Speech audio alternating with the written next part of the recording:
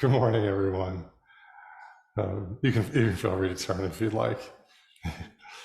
um, Good to see you all. We're improvising a little bit this morning. As Gesho said, today's the first day of Ango, so our other Sunday morning regulars, including Roshi, our abbot, are up at Wisdom House getting things ready. So we're improvising here, but we can feel them unpacking the truck, and we can feel them setting up the cushions and putting all of our liturgy in place and getting Wisdom House ready for our session.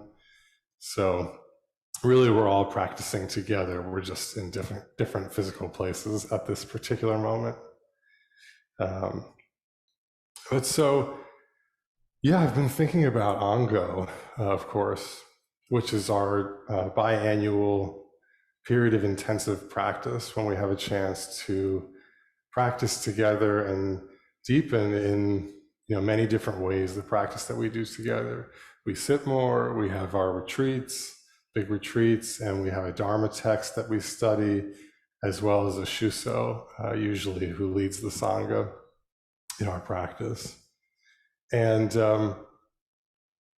there will be an Ango entry ceremony tonight at Wisdom House. And whether we're there or whether we're here or wherever we are, we can participate in that ceremony and commit ourselves, vow to practice during this period and to give ourselves over to that practice.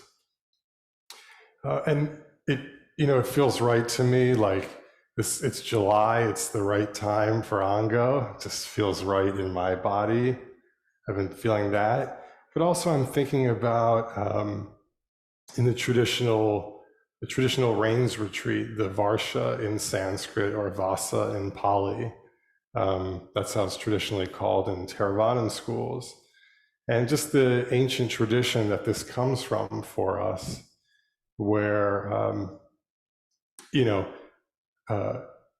in tropical climates and in India, there is a monsoon season where it just, there are monsoons. And it's been so hot and humid here that it makes me think of, I can really feel that. I remember when I was in India, I arrived at Delhi airport and got my bag, and then I went outside and there was like an overhang where you could get a taxi. And I got there at like end of August, so kind of at the end of the monsoon season. And there was such an intense monsoon. It was like the whole world had turned to rain, just more rain than I had ever seen in my life. So that is, that's an important part of the life that informs where our practice comes from. And, in the time of the Buddha, the people who were wandering around with him and practicing and had left their homes, they would wander around and practice together. But during the monsoon season, it's not really practical to be out wandering. So they would usually take up residence in a particular place, which could have been a grove of trees or maybe a temple, and sort of come together and use that time to intensify their practice together. So this is the tradition that we carry on, more than 2,500 years later. And I feel that. And the Japanese term that we use, Ango, we usually translate as peaceful dwelling. It's a time for us to connect with what it means to dwell peacefully for us. But I'm also thinking about the way that I think, it's not just peaceful. It doesn't just have to be peaceful, but that it's a chance for us to be in harmony with our lives and to explore what that looks like. And sometimes harmony is very beautiful. Harmony can be a Chopin sonata, but harmony can also be Shostakovich, and it can be very dissonant, or harmony can make your skin crawl. But that's also harmonious too. And I can certainly, identify with the experience. Just to think of sesshin, where you might feel like you have to be peaceful and do everything right in order for the practice to really work. But I can say for myself, the more that I do it, the more that I find that actually it's really just about being present to the experience, making myself available for Ango, for session, making myself available for my life, for myself. That's the real power of the experience for me, being in harmony with my life, whatever that looks like. So our Shuso Kimu is a longtime practitioner and a longtime Sangha member.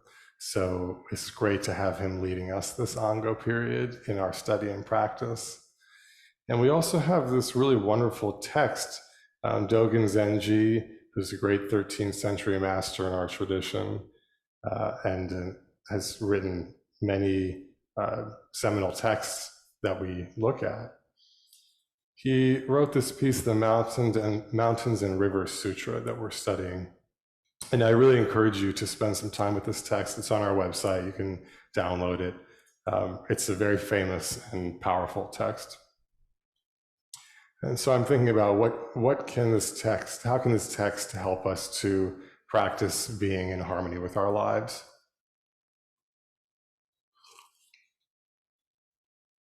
And so we read at the beginning of the text, the title says Mountains and Rivers Sutra, but it also can be thought of as Mountains and Rivers as Sutra. So it makes me think about, what is a sutra? And there's an end note in the text that says an expression of the Buddha's enlightenment.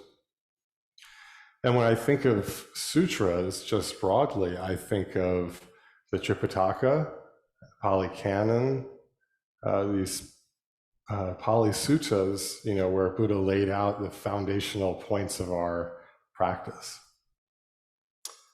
Just amazing, powerful sutras. Four Noble Truths, which includes the Eightfold Path, Three Poisons, the Six Paramitas, Foundations of Mindfulness, which are so key to the development of our meditation practice. It's just incredible, incredible sutras. And I think of the Mahayana Sutras, which are so important to our Zen tradition. Excuse me.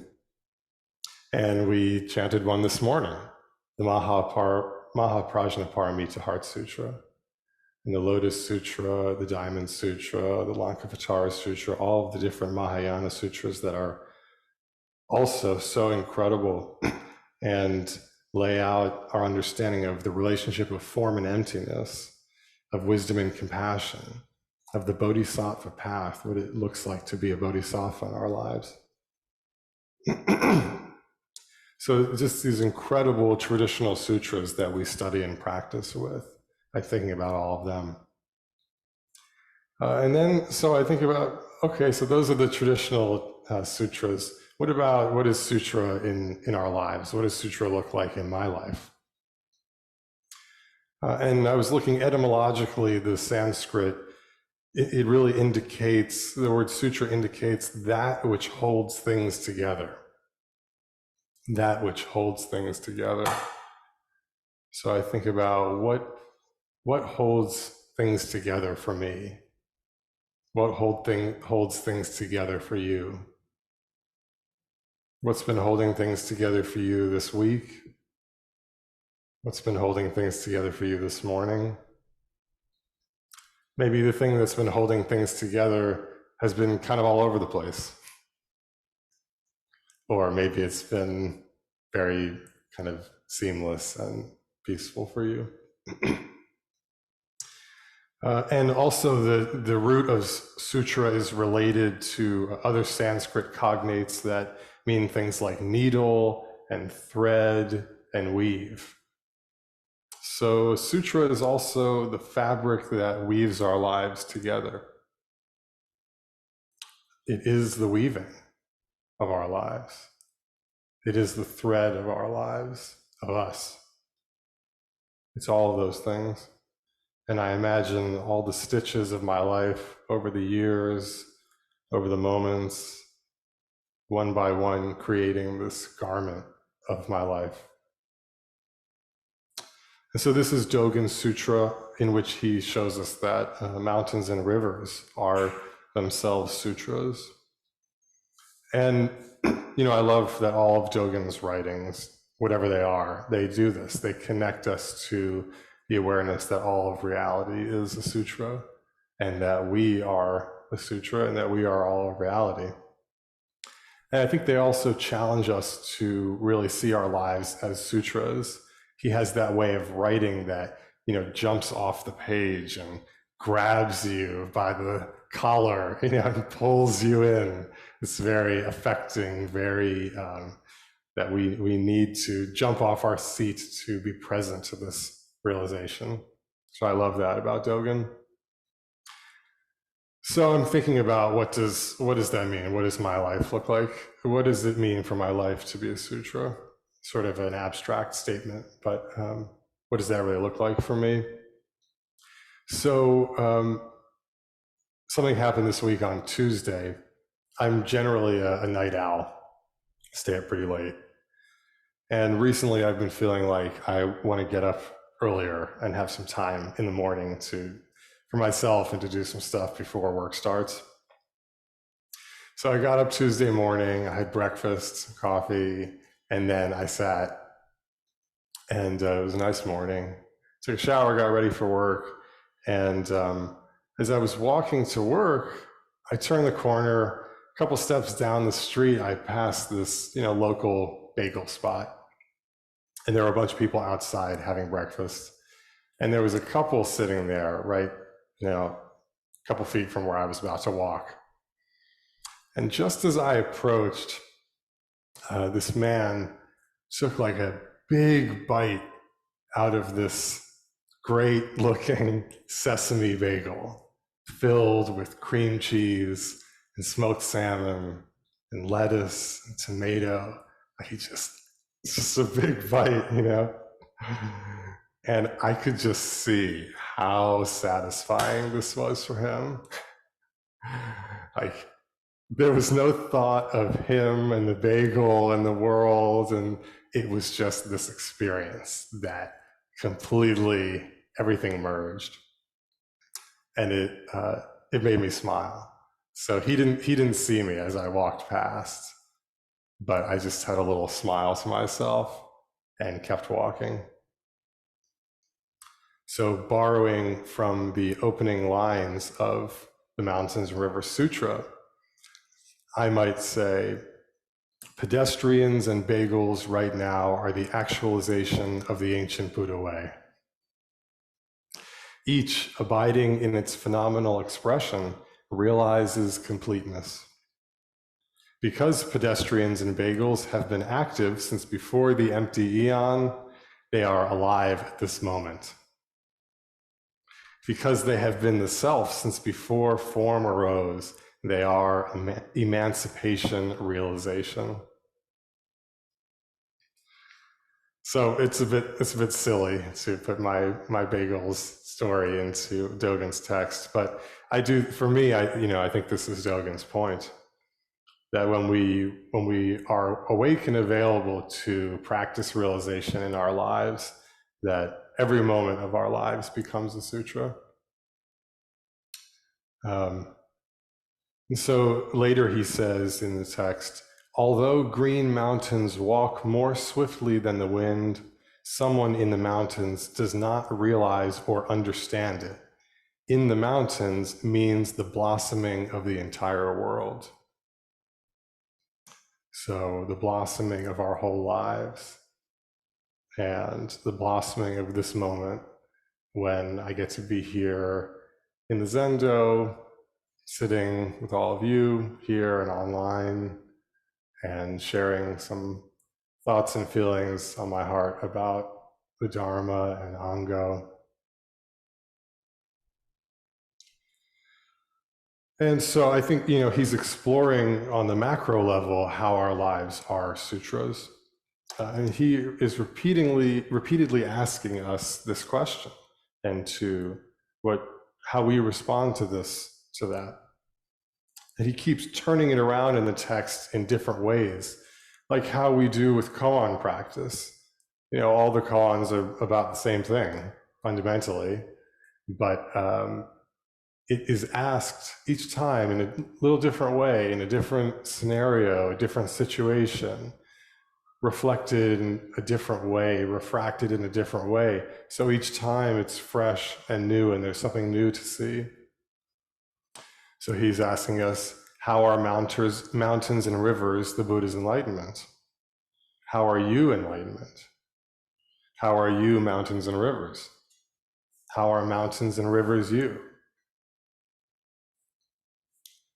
And as I was saying, whenever I read Dogen, I feel this this pull to sort of push off from the edge of the pool or the shore and just kind of swim in the water, to let it surround me and permeate me all the way through, to let go of kind of the fixed ideas that I have about myself and my life and who I am and what I should be, blah, blah, blah.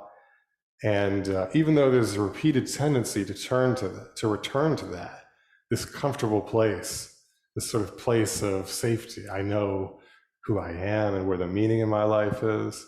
When I read Dogen, I feel uplifted and supported in I can let go of that and see what else is there.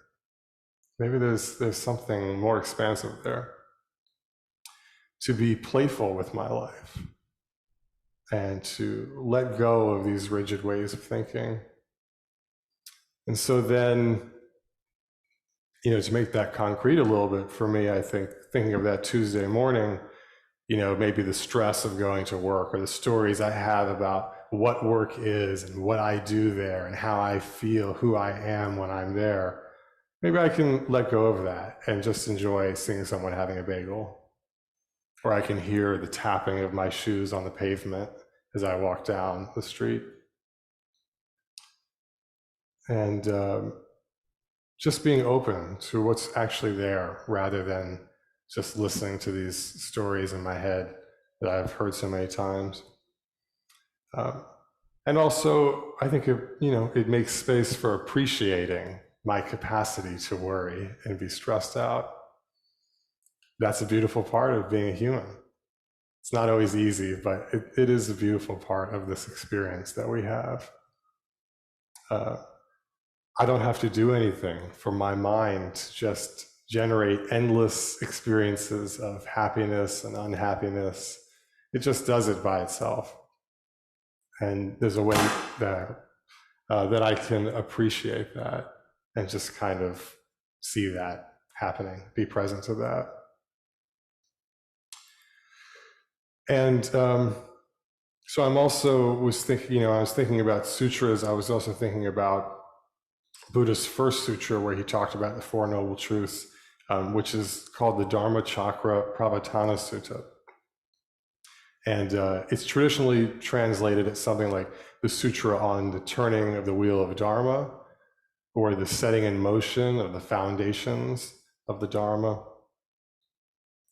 So Dogen helps me feel that, when we practice both on and off the cushion, we turn this wheel of our lives. We turn the wheel of the Dharma. And when we participate in Ango, we turn that wheel. When we read the Mountains and Rivers Sutra, we turn that wheel.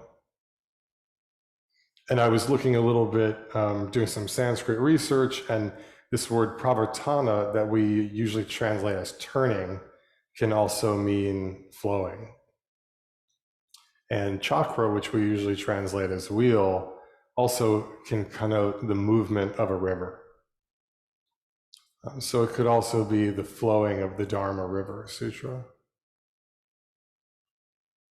And if we take that wheel, the Buddha's wheel, from Deer Park in Varanasi in India, and we place it almost 2,000 years later in Kyoto, Japan, now the wheel turns in Dogen's River.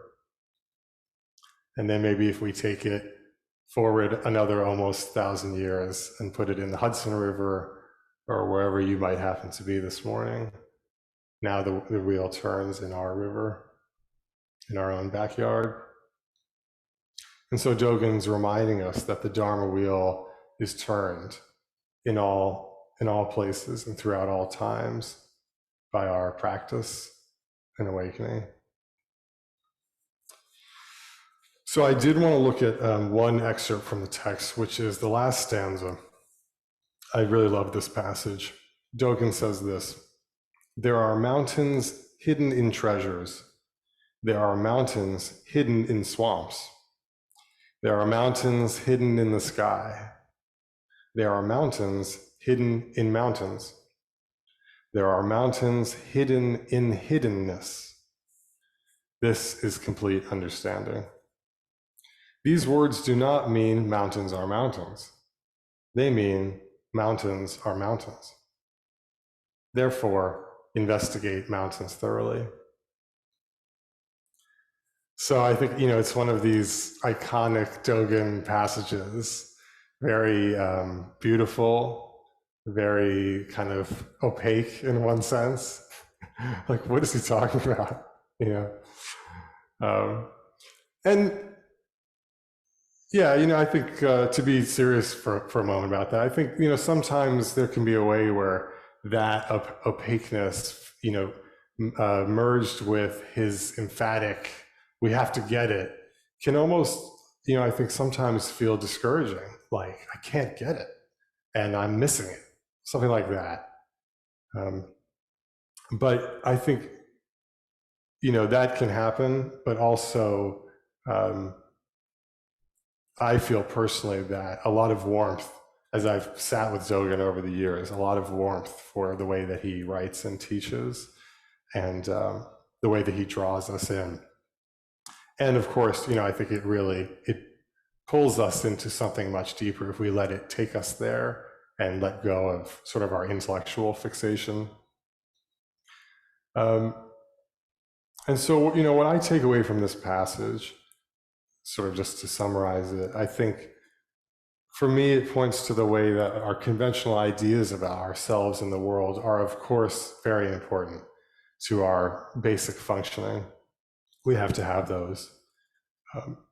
But the more that I sit with those and practice with those things, I feel them sort of fading in a way. Like, they're there, but they also fade. My ideas about who I am and my life and what I have to do, which are very concrete most of the time, can fade a little bit. Like, maybe those are just ideas in my head.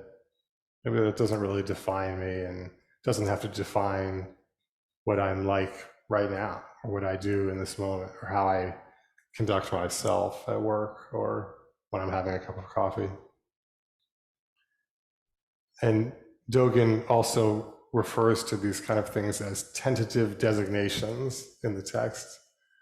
So for me, this passage helps me connect with that. Like, all of these things are sort of tentative designations, but we can let go of that. And when I'm able to let go of that, the way that I experience myself and the world is much more expansive. It doesn't have to be so literal. So I'll sort of wrap up with a recent story that I was thinking about when I was looking at this passage in the text. Over July 4th, I was upstate in the Catskills for a couple days, and I love to go swimming at a lake there, sort of lake tucked away in surrounded by this ridge of mountains, and it's a really beautiful spot. And it was a beautiful day. I mean, it had been raining a lot for, leading up to July 4th, but around the 4th, it was really beautiful up there, and it was just kind of like a perfectly day, almost painfully beautiful. And I had been there most of the day swimming and hanging out. Then the sun was starting to set. It was kind of late afternoon, early evening. The sun was starting to set. And I had made a little fire kind of by the edge of the water. There's a nice little fire going. And I could hear the sounds of the birds in the forest and kind of echoing across the lake. And I was got into the water and I was sort of swimming out towards this ridge on the other side of the lake, which was illuminated brightly, green and yellow. And over it was just like piercing blue sky with these white puff clouds. It was so beautiful. So I would kind of swim out towards that and just look up at the ridge and the sky. And then I would turn around eventually. I was like, I should probably go back to, the lake, the edge. I would swim back. And because of the way the sun was kind of going over my head at that way, when I swam back, like the water was just sort of dark. And I could see the ripples, each stroke I took, like just fading off, disappearing into this glassy water. And I could see the little fire crackling there in the distance. And I just kind of swam out, and then I turned around and swam back. And I went out and back and out and back. I was like, I guess I have to get out at some point. But it was really hard to get out. It's just it was just really nice. So, I could say on July 4th, I went up to this lake and I went for a swim. Or I could also say that the mountains were swimming and Shugo, I was the water, and that the fish were doing zazen in the bright blue sky. And the yellow throat with his dark eye mask was singing a sutra that echoed through the mountains, and the valley was singing a sutra. So I think this Ango period, we are invited to let go a little bit and explore what mountains and rivers are in our lives, to let the sutra come forth, and to push off the edge of knowing into something that is freer and make space for all of it. So I will end with a gatha. Mountains and rivers, vast, without end. Where do you go when the path leads into the wild? Keep walking, step by step, and mountains and rivers will walk with you. Thank you.